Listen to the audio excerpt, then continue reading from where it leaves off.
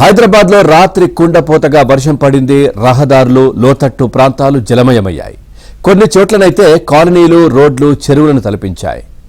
వానల రాకపోకలకు తీవ్రంగా అంతరాయం ఏర్పడింది వాహనదారులకు. ఇక ఈ నెల 13, 14, 15 తేదీల్లో తెలంగాణలో అతి భారీ వర్షాలు, నేటి నుంచి 3 రోజులు భారీ వర్షాలు కురిసే అవకాశం ఉందని వాతావరణ కేంద్రం తెలిపింది. ఇక హైదరాబాద్ను నిన్న రాత్రి వర్షం ముంచెత్తింది. హైదరాబాద్లోని చాలా ప్రాంతాల్లో ఉరుములు, మెరుపులతో కూడిన భారీ వర్షం కురిసింది. ముఖ్యంగా అబ్దుల్లాపూర్ మెట్, ఎల్బీ నగర్, హయత్ నగర్, వనస్థలీపురం, తార్నాక, అబిడ్స్, చార్నార్ తదితర ప్రాంతాల్లో వర్షం దంచికొట్టింది. కుండపోతగా కురిసిన వర్షానికి రహదారులు, లోతట్టు ప్రాంతాలు జలమయమయ్యగా వాహన రాకపోకలకు తీవ్ర అంతరాయం ఏర్పడింది.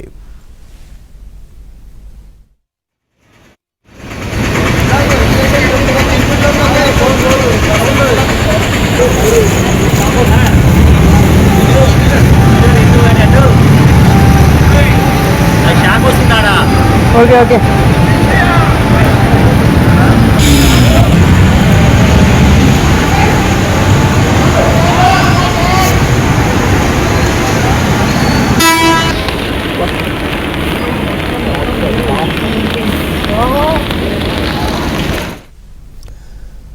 భారీ వర్షానికి యూసుఫ్గూడ, కృష్ణానగర్ ప్రాంతంలో వరద పోటెత్తింది.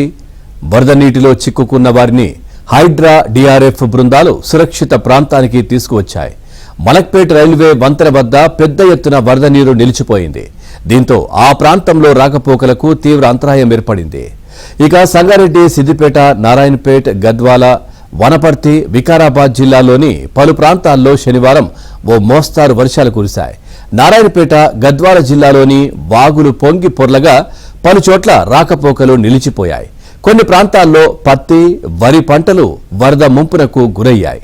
నారాయణపేట జిల్లాలోని సంగంబండ రిజర్వాయర్ 2 గేట్లు తెరిచి నీటిని దిగువకు వదులుతున్నారు.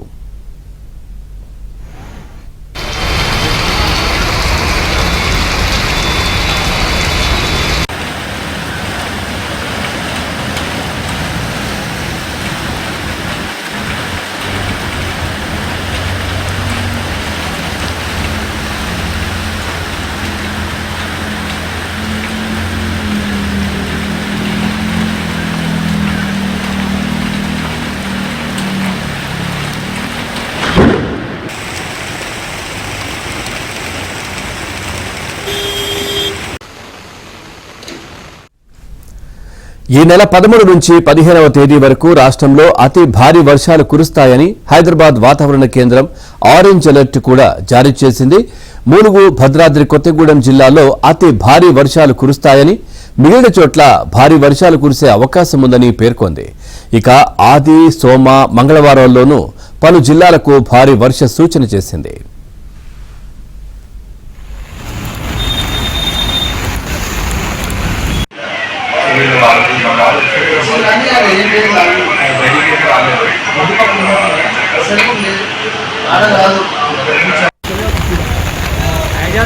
पानी आ रहा